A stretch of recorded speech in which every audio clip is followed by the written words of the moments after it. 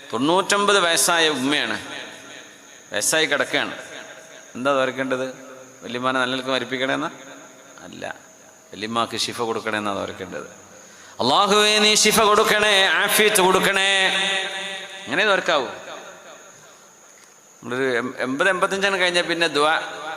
അതെ, തീരെ വയ്യ, പ്രായമായിക്കണേ, പിന്നെ എനിക്ക് നടന്നിട്ടൊക്കെ കുറേ കാലമായി, ഇപ്പോൾ കിടപ്പാണ്, നല്ല നിൽക്കേണ്ട പോയി കിട്ടാൻ വേണ്ടി ഇമാൻ കിട്ടി സലാമത്താകാൻ തോരന്നൊക്കെയെന്ന് പറയും.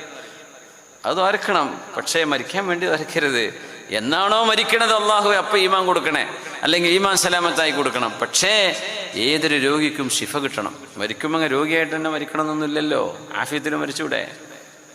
അള്ളാഹുവിനോട് ശിഫാഇനെ ചോദിക്കണം.